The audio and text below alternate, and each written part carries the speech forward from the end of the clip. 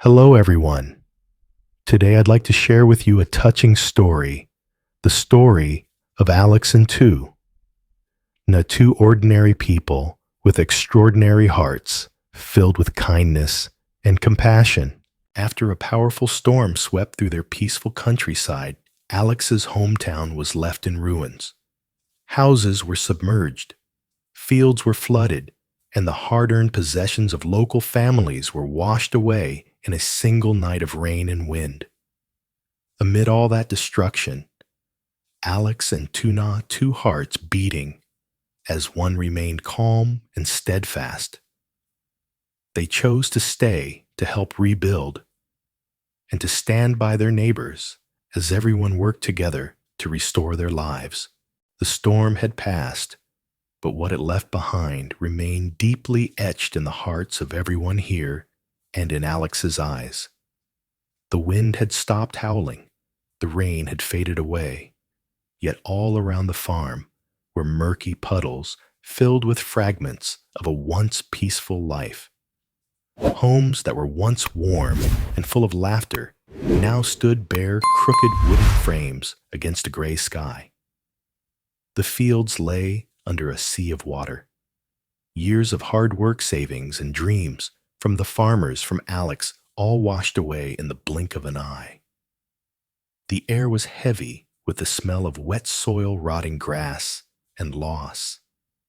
Tuna sat quietly at the small bamboo table by the porch, her hands gently folded together, her gaze lost in the distant fields still glistening with patches of water. A soft breeze passed through, carrying a chill that seemed to echo the chaos of the night before. Today, she and Alex had planned to head to town to help people clean up what was left of their homes. Her heart felt uneasy, not just because of the promise they made, but because she worried for everyone around them. She sighed, her chest tightening. "I wonder how badly everyone was affected by the storm," she murmured. From the eaves, a few raindrops still dripped from the thatched roof. Tuna brushed a damp strand of hair from her face, her kind eyes shadowed with quiet sadness. She stayed there waiting. Then came the sound of familiar footsteps on the wet dirt road. Alex appeared, jacket slung over his shoulder, his sunburned face showing traces of exhaustion after a long, restless night. When he saw Tuna, he smiled a small, gentle smile that felt warm amid the wreckage. In his hands were a toolbox and a few sheets of tarp things they would use to cover the broken roofs. "Have you been waiting long?" Alex asked, his voice rough but tender. Tuna shook her head, stood up, and her eyes lit up with a faint glimmer of hope. She had already prepared water, some bread, and a few supplies to bring along. They exchanged a quiet look of understanding. No words needed, only action. When Alex returned home, Mrs. Min was already sitting there waiting with Tuna. The two of them sat on an old wooden bench, while little Henry slept peacefully in Mrs. Min's arms. His breathing was steady, but his cheeks still showed traces of exhaustion after the long days of the storm. Mrs. Min gently stroked Henry's hair. Her eyes filled with quiet worry. Her voice trembled a little as she spoke, slow, sincere, full of care. "If it's not safe up there, come back here, Tuna. Don't push yourself too hard. Alex will take care of you and Henry if something happens while you're up there." Tuna looked up at her with a soft smile, though her eyes carried a quiet struggle. She took Mrs. Min's hand gently, her voice calm but firm. "The farm's on higher ground. It's okay, ma'am. And there are still the pigs and chickens up there. I can't just leave them. After all the rain, they must be scared too." Mrs. Min sighed, her rough hands tightening slightly around Tuna's. She understood this young woman. Though small, and gentle, had a strength as steady as the land and sky after a storm. She simply reminded her, "Then please be careful. The storm's gone, but the water hasn't drained yet. The roads are still dangerous." Tuna nodded her eyes, drifting toward the muddy path ahead. She knew Mrs. Min was right, but she also knew deep down she couldn't just sit still while so many others had lost their homes and fields. Footsteps sounded from the gate. Alex had finished getting everything ready: his jacket, gloves, a few rolls of rope, and a small bag of relief supplies. Before leaving, he leaned down and placed a gentle kiss on Henry's forehead, the little boy still fast asleep in Mrs. Min's arms. Henry stirred slightly, then smiled in his sleep. A small, peaceful moment amid all the loss. Alex tightened his grip on the handle of the bag, looked out at the wrecked scene before him, and said quietly, "Let's go, Tuna. There are still people who need help." Tuna nodded, her eyes bright with quiet determination. Their footsteps left prints in the muddy path as they walked toward the town. Above them, the pale light of dawn began to break through the gray sky, like a promise that even after the storm, no matter how much was lost, compassion would always find a way to grow again. The road leading down to town was still flooded, muddy, and eerily quiet. Each step they took made a heavy splashing sound in the water. They passed through the flooded fields, once lush with green rice, now just scattered with floating bits of golden straw. The air was thick with the smell of mud and debris mixed with faint smoke from small fires people had lit to keep warm. At the edge of the village, half of a roof had collapsed. A man was struggling to prop up a bamboo wall, his hands trembling from the cold. Seeing him, Alex set down his bag and rushed over to help. Tuna followed right behind, saying nothing, just quietly picking up broken wood and shattered tiles. They worked in silence, only the sound of running water, and their tired breaths filled the air. After a while, the man looked up, his voice breaking. "Thank you, both of you. Without you, I wouldn't even know where to start." Tuna gave him a gentle smile, her eyes warm with empathy. "It's okay, sir. We'll rebuild together. What's lost can be made again as long as we still have each other." Standing beside her, Alex looked at her. This small woman, who seemed stronger than any storm he had ever faced. A deep emotion rose in him, part affection, part gratitude, and quiet admiration. The sky began to brighten. Sunlight after the storm fell softly across their damp hair. In that light among the ruins, Alex and Tuna kept working side by side like two small, steadfast lights shining through the gray aftermath of the storm. The sun had climbed a little higher, its light breaking through thin clouds and glinting off the puddles that covered the town. Alex and Tuna made their way deeper into the old marketplace, once full of life, now scattered with fallen stalls and twisted metal roofs. A few townspeople were quietly cleaning up piles of soaked belongings, their faces drawn, but their eyes still holding a spark of resilience. When they saw Alex and Tuna carrying bags and tools, an older woman hurried over, her voice trembling. "Oh, you two came. I thought the storm was still raging. I didn't expect anyone to come help." Tuna gently took her hand and smiled. "We live here too, ma'am. We just want to help however we can." They got to work. Alex began setting up wooden boards to block the wind while LYTUNA gathered debris and organized whatever could still be dried or saved. Slowly, more neighbors joined in. Some brought brooms. Others carried buckets. A few pushed water away, and others shoveled mud. Little by little, quiet laughter began to mix into the air, heavy with the smell of damp earth and running water. An old man, knee-deep in mud, joked as he worked. "By the time I finish cleaning, my hands will be so clean they'll shine." Everyone laughed, a genuine, hearty laugh that lightened the heaviness left by the storm. Amid the clutter, a little girl about 7 was searching frantically for something.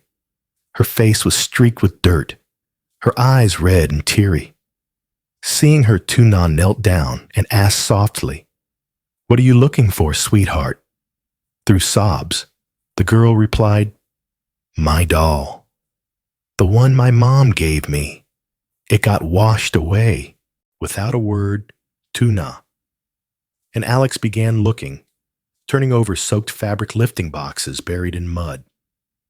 After a few minutes, LYTUNA spotted a bit of pink cloth in the dirt. She picked it up and wiped it gently with her sleeve. It was the doll, dirty, tangled, but still with its tiny clear plastic eyes intact. "Is this her too?" Na asked. The girl froze, then burst into tears, clutching the doll to her chest. "Yes, that's her," she cried. By noon, the town already looked different. Still messy, but cleaner, brighter. The smell of mud was still there, but mixed now with sunlight and hope. People sat along the roadside sharing bottles of water and small pieces of bread. They were exhausted, but their faces glowed with quiet joy. LYTUNA sat by the porch, watching Alex wipe sweat from his forehead with his sleeve. She said softly, "You see, after the storm, even when everything's broken, people seem closer than before." Alex looked up and smiled gently. "Yeah, maybe the storm didn't just take things away. Maybe it taught us how to rebuild with our hands and our hearts." In the distance, the sound of a rooster crowed, blending with laughter and voices. The sun tilted westward, spilling warm, golden light over the newly repaired rooftops. Amid that scene, Alex and LYTUNA kept working quietly alongside the townspeople, two small figures among the wreckage, yet with hearts strong enough to rebuild not just homes, but hope itself. Alex and LYTUNA walked quietly side by side. They were both exhausted, yet in their eyes shone a calm sense of peace, the kind that comes only after giving everything you have for others. When the old wooden gate of the farm came into view in the fading light, Mrs. Min was already waiting there. Seeing Alex and LYTUNA return their clothes stained with mud, she smiled a gentle smile filled with relief and affection.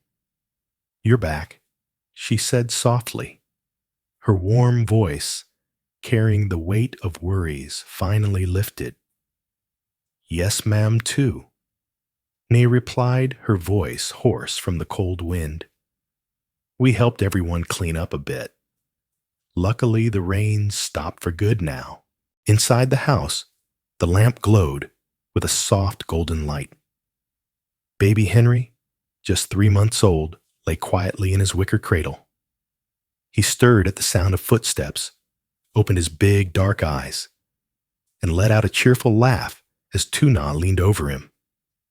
She gently placed a hand on his chest, her voice softer than ever.